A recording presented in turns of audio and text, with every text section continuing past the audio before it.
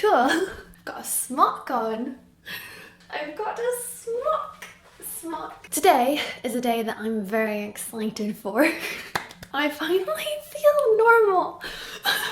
Out of context, that does sound bad. I'm very excited to announce that this entire time my hand infection has not been a hand infection. Brilliant. I have been on antibiotics since November. Great. And they have made me feel horrible. I've not really shared it with you guys.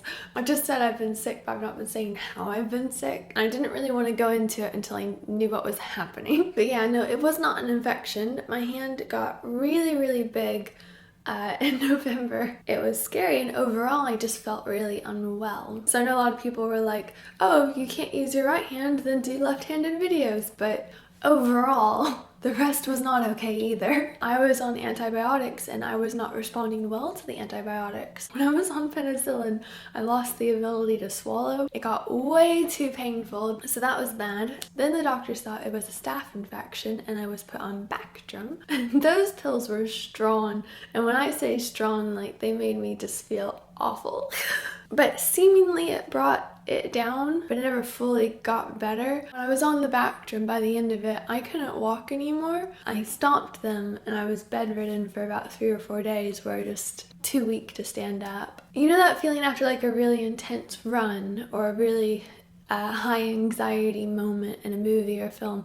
I was having that feeling constantly. I also seemingly was having Raynaud's. I was basically passed along from doctor to doctor to doctor here, and every single one was telling me to keep my hand above my heart and to stay on the antibiotics. So every single time, and I was like, it's not working.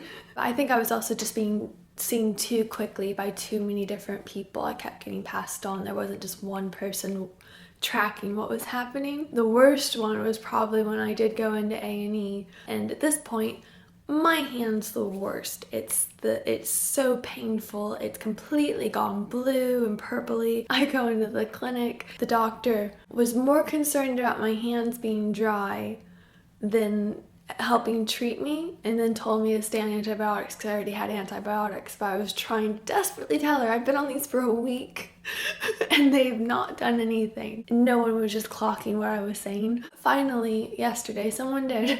Basically, we've kind of learned through this and focusing more on my hands and allowing me to actually complain about pain that I have Raynaud's.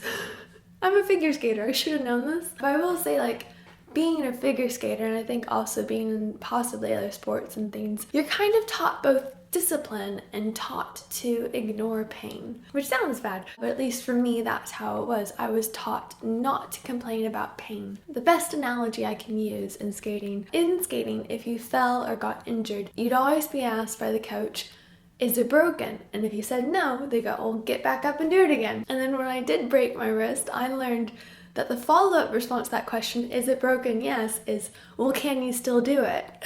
Maybe? So when I'd come off the ice, or if I'd be out for a long time in cold weather and come back inside, people do have the sensation of the blood coming back to your hands and having it be a bit painful. For me, that would go on for hours, and I thought that was normal. To this day, I thought it was normal. My feet would get so cold and numb that they would cramp up and stop working, and I thought that was normal. It's not.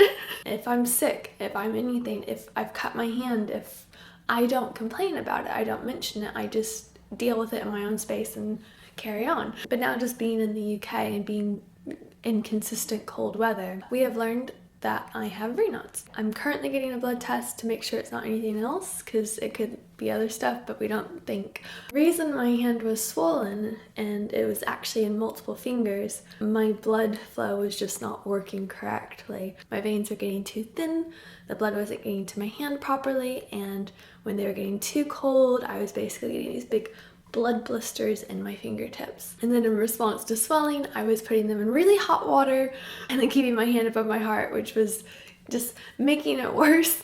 Anyway, I'm on the right medication now. Finally, it's not an antibiotic, finally. It just will help blood flow, and it's already, I can feel a difference. But since I do have Raynaud's, you might be seeing me in videos